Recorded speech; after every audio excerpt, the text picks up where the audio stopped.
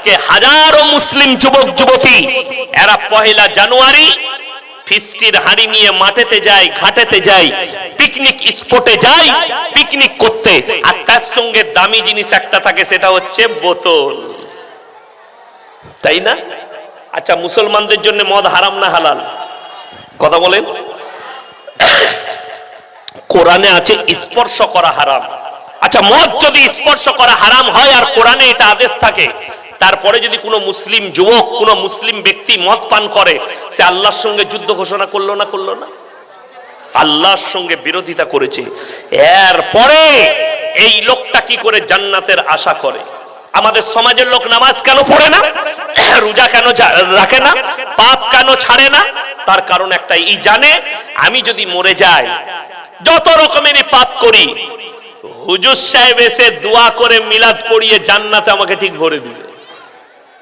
তোমার হুজুরও মার খাবে, তুমিও খাবে। বড় কষ্ট লাগে।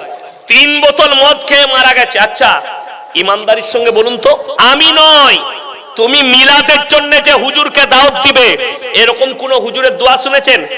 আল্লাহ আমাকে দাওয়াত দিয়েছে, দেশি মুরগি দিয়ে ভাত খাইয়েছে, পোলাও দিয়েছে, আমাকে 5000 টাকা দিবে আল্লাহ। এরপর 3 বোতল মদ খেয়ে গাঁজা খেয়ে মারা গেছে, তুমি একে যাও করে জান্নাতে দিয়ে দাও। এরকম কোন হুজুরের দোয়া শুনেছেন? আমরা কি দোয়া করি? আমাকে যদি দোয়া করতে বলেন আমি কি বলবো? আল্লাহ রাব্বুল আলামিন মুমিনিন মুমিনাত মুসলিমিন মুসলিমাত, যারা মুমিন হবে মুমিনা হবে, আল্লাহ তুমি তাদেরকে কবুল করো। কখনোই বলবো না আমাকে 5000 টাকা দিয়ে দাওয়াত দিয়েছে বলে আল্লাহ গাঁজাখোরকে জান্নাতে দাও। আজকে আমাদের সমাজের লোক নামাজ পড়ে না, জান্নাত পাবেন। গাঁজাখোররা, মাতাল্লা কোথায়? গুটকাখোর আর জিলাপি হুজুরকে দাওয়াত দিতে হবে, তারা জান্নাতে দিবে।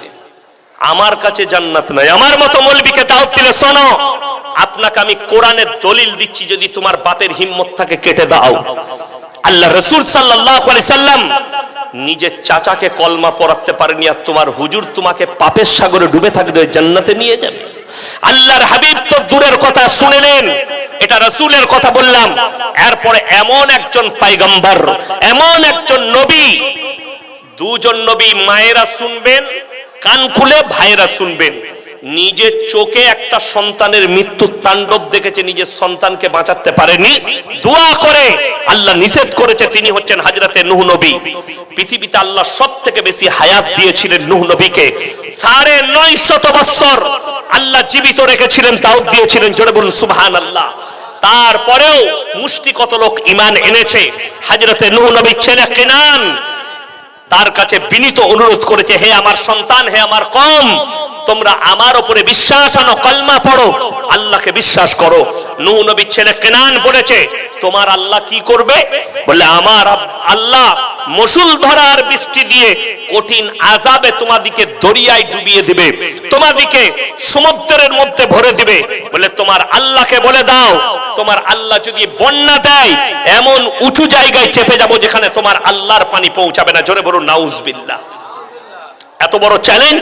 আল্লাহ বললেন, হে আমার নূহ, এরপরে নৌকায় চেপে যাও তোমার কওমকে নিয়ে, আর সব জোড়া জোড়া জীব জন্তু পশু পক্ষী সব নিয়ে চেপে যাও। যখন নূহ নবী চেপে গেছেন, মুষলধারার বৃষ্টি, আল্লাহ যখন রওয়ায়াতে আছে সমুদ্রের পানিকে পৃথিবীর বুকে, আজকে তারিখ 22 ডিসেম্বর 2024 সাল, আজকে তারিখ পর্যন্ত পৃথিবীতে অত বড় বন্যা, অত বড় প্রলয় আর পৃথিবীতে কোনোদিন ঘটেনি। রওয়ায়াতে আছে, মুফাসসিরিনরা লিখেছেন যে পৃথিবীর সমুদ্রের পানিকে আল্লাহ 1250 ফুট উপরে তুলে দিয়েছিলেন। গোটা পৃথিবী ডুবে গেছে। নূহ নবী নৌকার উপরে, গোটা পৃথিবীর দরিয়া হুলুস তুলুস চলছে।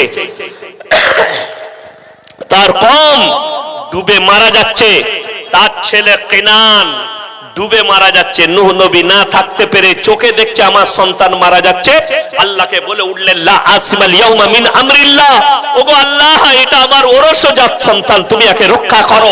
আল্লাহ ধমক দিলেন, লামিনাল খাসিরিন, যা আমাকে মানেনি, আমার নবীকে মানেনি, আমার দ্বীনকে মানেনি, তার লেগে তুমি আমার কাছে দোয়া করে নাও, আবেদন করো না, তা না হলে তোমাকেও ক্ষতিগ্রস্তদের মধ্যে ফেলে দেবো।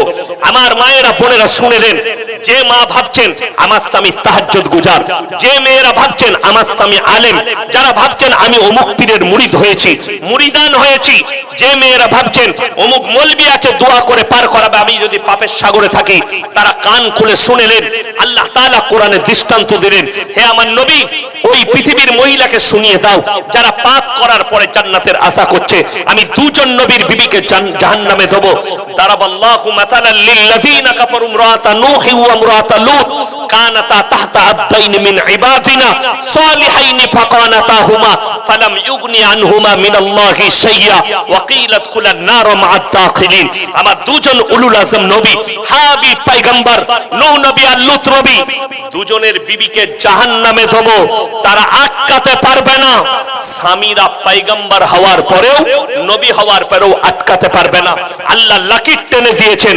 আমার মা, আমার বোন, আপনি ভাবছেন আমি পাপের সাগরে ডুবে আছি, আমার স্বামী আমাকে জান্নাতে নিয়ে যাবে, আমার পরিবার আমাকে জান্নাতে নিয়ে যাবে।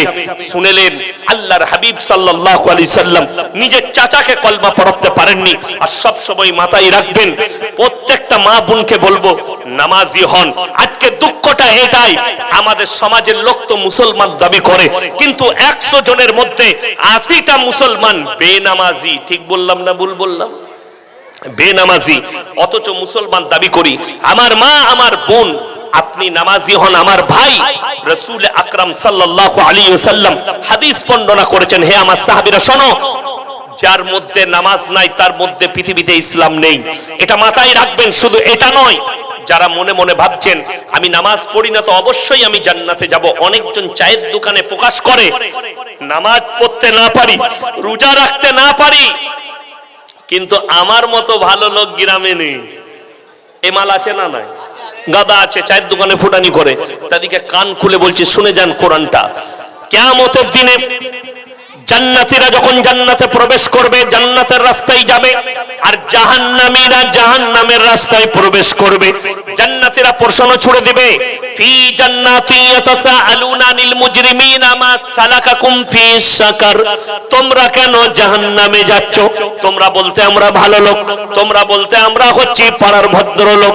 তারা 1 নম্বর উত্তর দেবে, ক্বালু লাম নাকু মিনাল মুসাল্লিন, আমরা নামাজি মুসল্লিদের মধ্যে ছিলাম না। ওয়ালাম নাকু নুতিমুল মিসকিন, আর আমরা মিসকিনকে খানা খাওয়াইতাম না, তাই আল্লাহ আমাদেরকে জাহান্নামে পাঠিয়েছেন। ওয়া কুন্না নাখুদু মাল খাইদিন, আর দাড়ি টুপি নামাজি মুসল্লিদিকে দেখে হাসি ঠাট্টা বিদ্রুপ করতাম, আল্লাহ তাই আমাদেরকে জাহান্নামে পাঠিয়েছেন। ওয়া কুন্না নুকাজ্জিবু বিয়াউমিদ্দিন, আর আমরা বিচারের দিবসকে, কিয়ামতের দিনকে মিথ্যা বলে মনে করিতাম, আল্লাহ তাই আমাদেরকে জাহান্নামে পাঠিয়েছেন। সবাই বলুন হাত তুলে, আজ থেকে নামাজ কেউ ছাড়বো না। জোরে বলুন ইনশাআল্লাহ। নামাজ কেউ ছাড়বেন না। আপনি কালকে মারা যেতে পারেন। আমাদের সমাজের লোককে নামাজের দাওয়াত দিলে কি বলে জানেন? বয়স হোক তারপরে একটু নামাজটা ধরবো, বলে না? বলে না? আচ্ছা, এখানে কেউ এমন ব্যক্তি আছেন গ্যারান্টি দিতে পারবেন যে আপনি 100 বছর বাঁচবেন? বড় কষ্ট লাগে, খুব ভালো করে শুনবেন আমার কথাটা। স্কুলে যখন পরীক্ষা হয়, 1 মাস আগে থেকে ছাত্রদিকে জানানো হয় না, রুটিন দেওয়া হয় না যে এই বিষয়ের পরীক্ষা অমুক তারিখে আছে, পরীক্ষা জানিয়ে দেওয়া হয়। আচ্ছা, আমি যখন জেনে যাব কালকে অঙ্ক পরীক্ষা আছে, আজ রাতে কোনটা পড়বো, বাংলা না অঙ্ক? অঙ্কটাই পড়বো। আমি যদি জানি কালকে বাংলা হয়, আজকে রাতে ইংরেজিটা পড়বো না, বাংলাটাই তৈরি করব। মানে আমার কাছে খবর আছে কালকে ইংরেজি পরীক্ষা হবে, তো আমি ইংরেজিটাই পড়বো। তাহলে আপনি জেনে গেলেন, আল্লাহর কসম কে জানেন কালকে মারা যাব? কেউ জানি না। তাইলে কবর এমন একটা পরীক্ষার জায়গা, আপনাকে 24 ঘন্টা নিজের আমল নিয়ে রেডি থাকতে হবে। কোরআনে আছে সূরা কাহফে, ইন্না জাআলনা মা আলাল আরদি জিনাতাল লাহা লিনাবলুয়াহুম আইয়ুহুম আহসানু আমালা।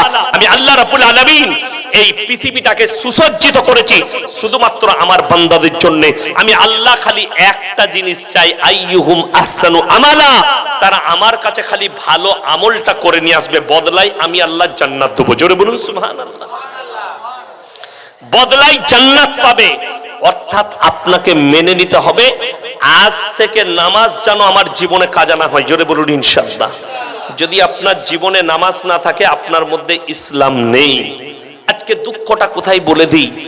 একটা লোক জানাজার নামাজ পড়তে আসছে, অনন্তপুরে একজন মারা গেছে, জানাজার নামাজ হবে। দুঃখটা কোথায় জানেন?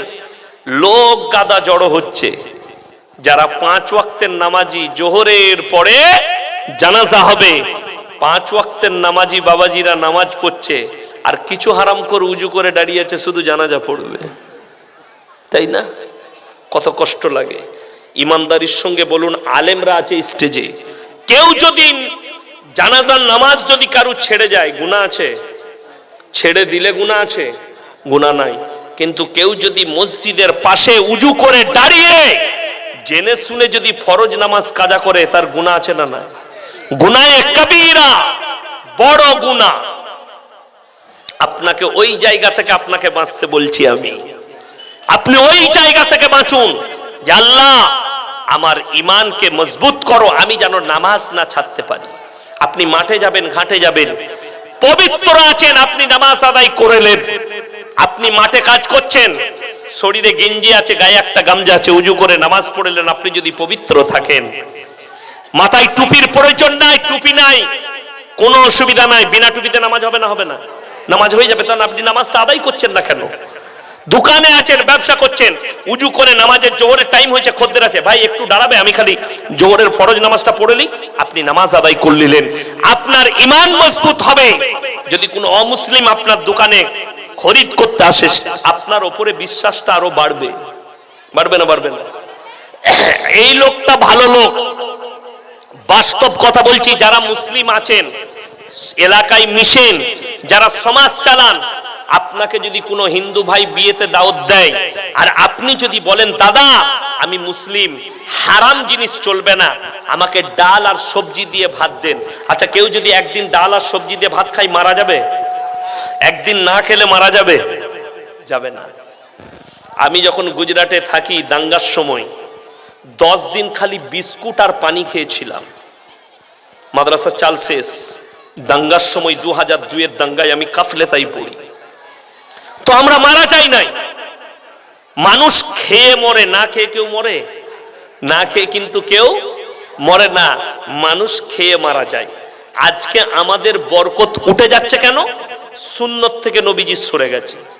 সুন্নতের খেলাফ খানা, সুন্নতের খেলাফ উঠা বসা। এই আপনাদেরকে বলি, দুঃখের বিষয়, বহু মানুষ দস্তরখান জানে না। বাড়িতে দস্তরখান নাই, হয় বইয়ের উন্না ছিঁড়া বিছিয়ে দিচ্ছে মৌলবীকে, না হয় একটা গামছা বিছিয়ে দিচ্ছে। আরে দস্তরখানটা সুন্নত কেন? ময়লা ফেলার জন্যে? মূর্খামি। দস্তরখান এই জন্য বিচারতে হয়, সেখানে কিছু পড়ে গেলে তুলে খাবার জন্য। যারা উত্তরপ্রদেশে, দিল্লি, বোম্বাই, গুজরাটে পড়াশোনা করেছে তারা জানে, তারা মেহমানকে বাটিতে তরকারি দেয়, আর দস্তরখানের ওপরে রুটি নামিয়ে দেয়, প্লেটে নয়। নিয়ে নিয়ে ছিঁড়ে ছিঁড়ে খাও দস্তরখানের ওপরে। আর আমাদের দেশে দস্তরখানই জানে না, প্লেট। একটা বিয়ে বাড়িতে খানা খেতে বসেছেন সুন্নত তরিকায়, লোকের পেলে জলসায় কিংবা বিয়ে বাড়িতে হারামখোর গলা পর্যন্ত খাচ্ছে। আর রাসূলের সুন্নত হচ্ছে এক ভাগ খালি, এক ভাগ পানি, এক ভাগ খাবার। এক ভাগ খালি, এক ভাগ পানি, এক ভাগ খাবার। এই লোকের বিয়েতে খেতে গেছে, এতটা পর্যন্ত মাংস ভাত খেয়েছে, দিয়ে ঘরে এসে শুয়ে আছে। জোহরের আজান হয়েছে, বউ বলছে যাও নামাজ পড়তে যাবে না, আজান হয়ে গেছে। পড়ে পড়বা। ও পড়বে কি করে? এতটা খেলে নামাজ পড়া যাবে? গলা পর্যন্ত টেনেছে। না, ওটা সুন্নত তরিকা নয়, তোমার ইবাদত হবে না। রাসূল সাল্লাল্লাহু আলাইহি সাল্লাম যতগুলো সুন্নত বলেছেন, নখ ছোট, গোপ ছোট, দাড়ি বড়। জোরে বলুন সুবহানাল্লাহ। নখটা ছোট কেন নবীজি বলেছেন? বিশেষজ্ঞরা, ডাক্তাররা, আমেরিকার বৈজ্ঞানিক, পৃথিবীর দামি দামি বৈজ্ঞানিকরা নবীজির সুন্নতের উপরে রিসার্চ করেছে। জোরে বলুন সুবহানাল্লাহ। আর রিসার্চ করার পরে সব একদম বৈজ্ঞানিক যুক্তি পেয়েছেন। নবীজি বলেছেন মোষ ছোট, আর বৈজ্ঞানিক বলছে তোমরা মোষ ছোট এই জন্য রাখবে, পানিতে ডুবে যদি যায় আর সেই পানিটা পেটে গেলে তোমার পেটে পয়জন হতে পারে। আর রাসূল 1400 বছর আগে বললে মোষ ছোট রাখো, মোষ যদি বড় হয় পানিতে ডুবে ওই পানি পান করা হারাম। জোরে বলুন না সুবহানাল্লাহ। নবীজি 1400 বছর আগে বললেন নখ তোমরা ছোট রাখো, এই জন্য ছোট রাখবে তার ভেতরে নাজাসাত যদি চলে যায় আর পেটের মধ্যে যায়। আর নখ হচ্ছে বড় বড় রাখা হচ্ছে জানোয়ারের একটা আচরণ। আমাদের বেশিরভাগ মেয়ে তারা আর্টিস্টদের দেখে শুয়োরের মতো নখ রাখে। ঠিক বললাম না? যে মেয়েরা বড় বড় নখ রাখে এরা কতটা মূর্খ বলে দিই। একটা ফিল্মের আর্টিস্ট নখ রাখে না, ওই নখগুলো কিনা লোক খালি শুটিং করার জন্য লাগায়। আর আমাদের মেয়েরা এরা সত্যিকারই শুয়োরের মতো নখ রাখে। আমি বাস্তব, তখন আমি বাসে ট্রেনে জলসা করতাম আর আমি বেশি দূরে যেতাম না। আমি দিনাজপুর অনেকবার এসেছি, এই দিকটাই আসি নাই তখন। তো আমি একবার আমার বাড়ি থেকে বর্ধমান যাচ্ছি, বর্ধমান থেকে ট্রেন ধরবো, দেখেন হাতেতে এখনো একটু একটু দাগটা আছে, মনে হয় না মিটে গেছে, এইখানে আছে। আমি এরকম হ্যান্ডেল ধরে সামনের সিটে বসে আছি, আর একটা খালা চাবলো, একদম এখানে নখটা লাগলো, ফাড়া গেল। কি বুঝলেন? আর আমি মনে মনে ভাবি কোন হারাম করছে এই ইংরেজিটা বার করে হলো, যেমনি রক্ত বেরিয়ে গেল, আই এম সরি, আমরা যা তো সব ক্ষমা হয়ে গেল, তাই না? আমি খালি চিন্তা করি কোন হারাম করে এই ইংরেজি বার করে এলো। আর আমাদের যুবকরা যা আছে, কেউ যদি গুড়ালে দেয় আর যদি বলে সরি, কোনো অসুবিধা নাই, চলে যাও। কি বলেন? এমন একটা ভাষা, নোকে দাগ আছে। তাকে আমি বললাম দুটো কথা বলবো, রাগ করো না বুবু। বলে কি হুজুর? আমি বললাম নখটা চুলকাবার লেগে রেখেছো না নুচার লেগে? এ তো শুয়োরের মতো নখ রেখেছো, এটা ইসলামী শরীয়তে হারাম। তার নামটা জিজ্ঞেস করলাম, আমি বললাম দুঃখ হলো তোমার নাম শুনে তুমি একটা মুসলিমদের মেয়ে না, তোমার মধ্যে পর্দা আছে, তুমি শুয়োরের মতো নখ রাখেছো। অনেক মেয়েরা যারা নেল পালিশ ব্যবহার করে হাতে আর আঙ্গুলে আর পায়ে, শুনে রেখে দেন, তোমরা যদি অপবিত্র হও, তোমরা যদি 100 বার ফরজ গোসল করো, ওই নেল পালিশ থাকাকালীন ফরজ গোসল হবে না। এটা ভাবতে হবে। আমাদের অনেক মহিলা জানেই না নেল পালিশ ব্যবহার করে। যদি বলেন মেহেন্দি, মেহেন্দি লাগান, কোনো অসুবিধা নাই, নখেতে লাগান, হাতেতে লাগান, কোনো অসুবিধা নাই। কিন্তু নেল পালিশ ব্যবহার করা হারাম না। উজু হবে, উজু হবে না। কোন মহিলা যদি নেল পালিশ লাগিয়ে উজু করে তার উজু হবে না। ফরজ গোসল করে, ফরজ গোসল হবে না। যদি বলেন লাগিয়ে ফেলেছি, তাদেরকে অনুরোধ করছি বেলেটে করে চেঁচে বার করে দাও কাল থেকে, যদি আল্লাহকে ভয় করো। আমার ভাই, আপনার বাড়িতে তারবিয়াত নিয়ে আসুন, সবাই আনবেন, জোরে বলুন ইনশাআল্লাহ। তারবিয়াত, তারবিয়াত কাকে বলে? ইসলামিক কৃষ্টি কালচার নিয়ে আসুন। আল্লাহর কসম করে বলছি, রাসূল সাল্লাল্লাহু আলাইহি সাল্লাম যে আখলাক দিয়েছেন, যে চরিত্র এনেছেন, এটা যদি পৃথিবীর মানুষ মেনে নেয়, তার জীবনে কোনো রকমের কষ্ট আসতে পারে না। সবাই আজকে নিয়ত করুন, আমরা আল্লাহর ঘরের সঙ্গে জুড়বো, জোরে বলুন ইনশাআল্লাহ। পৃথিবীর সব থেকে দামি জায়গা দুটো, কটা বললাম? কটা? তাড়াতাড়ি বলুন, কটা? দুটো। নাম্বার 1 আল্লাহর ঘর, যেখানে ইবাদত হয়। কি কার ঘর বললাম? আল্লাহর ঘর। মসজিদ, ঈদগাহ ইত্যাদি জায়গা যেখানে আল্লাহর ইবাদত হয়, রাজাবান্দি। নাম্বার 2 যেখানে আল্লাহ আল্লাহর রাসূলের কথা হয়। এটা ঈদগাহ তো নাকি? এটা ঈদগাহ। এখানে দেখুন আজকে দুটো, এক হচ্ছে ইবাদত হয়, নাম্বার 2 এইখানে আজকে দ্বীনের কথা চলছে। সবাই নিয়ত করুন, আমরা আল্লাহর ঘরের সঙ্গে জুড়বো, জোরে বলুন ইনশাআল্লাহ। কোরআনে আছে ওয়া আতিদাল কুরবা হাক্কাহু ওয়াল মিসকিন ওয়া ইবনাস সাবিলি ওয়ালা তুবাদদির তাবদীরা ইন্নাল মুবাদদিরিন কানু ইখওয়ানাশ শায়াতিন ওয়া কানাশ শাইতানু লিরাব্বিহি কাফুরা। নাম্বার 1 আল্লাহ রাব্বুল আলামিন বললেন যে পৃথিবীর মানুষকে বলে দাও, ইন্নাল মুবাদদিরিনা কানু ইখওয়ানাশ শায়াতিন, যারা অপব্যয় করে তারা শয়তানের ভাই। অপব্যয় ইসলামে কি? গান বাজনায় টাকা খরচ করছেন, ইসলাম বিরোধী কাজে টাকা খরচ করছেন, আল্লাহ বিরোধী কাজে টাকা খরচ করছেন, এইগুলো হচ্ছে অপব্যয়। এইটার হিসেব আল্লাহ নেবেন। এবং আল্লাহ বললেন কোরআনে তারা শয়তানের ভাই। তার আগের আয়াতে আল্লাহ বললেন যে তোমাদিকে আল্লাহ মাল দিলে তিনটে লোক হাত পাতলে ফিরিও না। নাম্বার 1, ওয়া আতিদাল কুরবা, কাছের গরিব যদি হাত পাতে তার হাতকে ফিরিও না। নাম্বার 2, ওয়াল ইয়াতামা ওয়াল মাসাকিন, এতিম আর মিসকিন যদি তোমাদের কাছে হাত পাতে তার হাতকে ফিরিও না। ওয়াবনাস সাবিলি ওয়ালা তুবাদদির তাবদীরা। নাম্বার 3, মুসাফির যদি তোমাদের কাছে হাত পাতে তার হাতকে জীবনে ফিরিও না। আজকের এই মজমায় সব থেকে বড় মুসাফির কে বাবা? কথা বলেন না কে? আমি। আজকে আমি প্রায় 370 কিলোমিটার রাস্তা এলাম আমার বাড়ি থেকে। 370। কটায় গাড়ি ছেড়েছি? 12টায়। পৌঁছালাম রাত 8টায়। 8টা, 8:30টায় পৌঁছালাম। বেলা 12টায় গাড়ি ছেড়েছি আমি। 12, 1, 2, 3, 4, 5, 6, 7, 8 ক ঘন্টা? 8 ঘন্টা।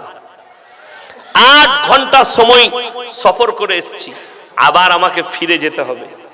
আমি মুসাফির। আল্লাহ মুসাফির এই তিনজনের দোয়াকে আল্লাহ কারেন্টের মতো কবুল করেন। আমার ভাই, এই ঈদগাহ যেখানে আল্লাহর ইবাদত রাজা বান্দেগি হয়, সব থেকে খুশির দিন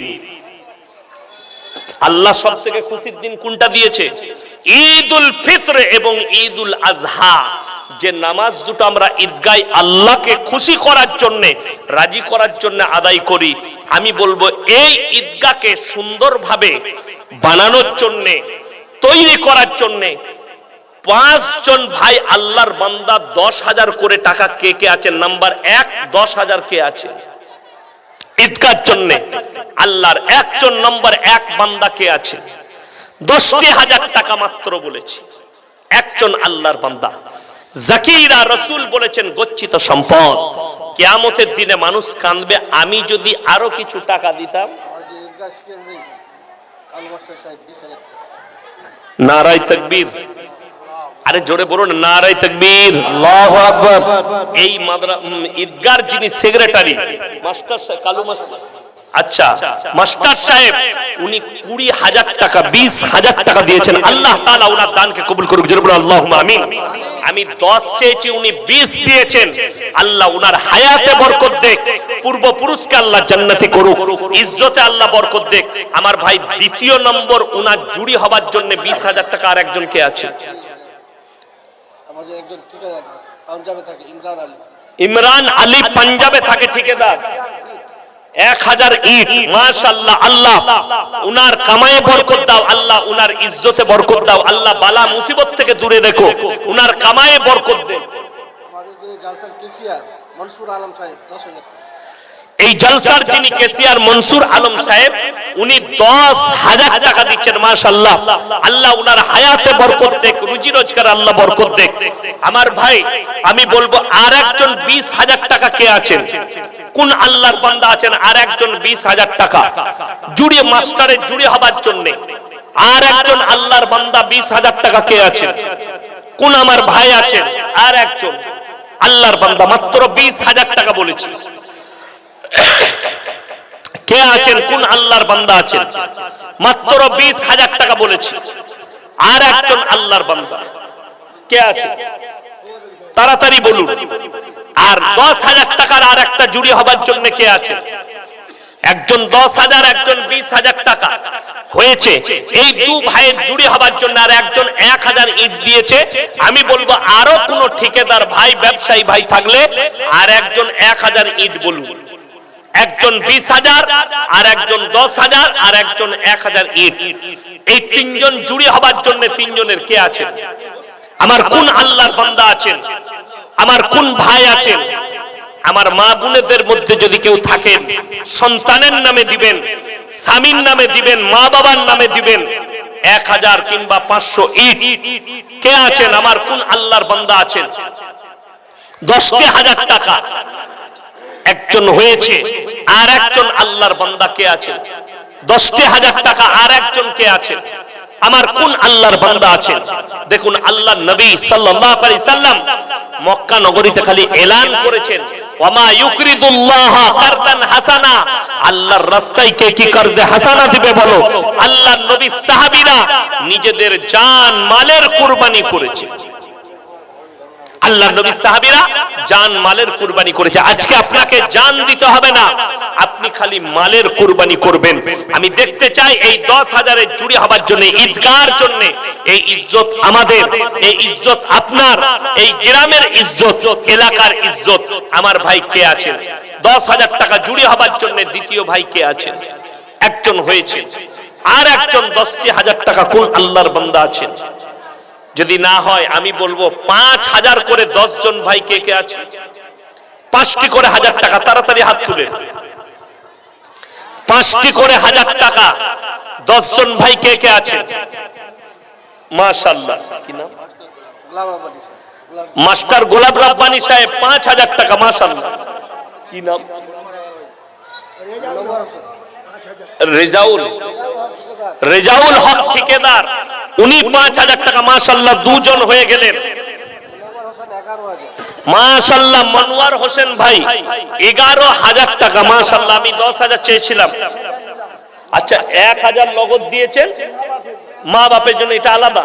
মাশাআল্লাহ, মা বাবার জন্য উনি 1,000 টাকা দিয়েছেন। আল্লাহ উনার আব্বা মাকে জান্নাতি করুক, আল্লাহ উনার কামায়ে বরকত দেখ, রুজি রোজগারে বরকত দেখ। আমার ভাই মনোয়ার ভাই 11,000 টাকা হয়েছে বোম্বাই থেকে।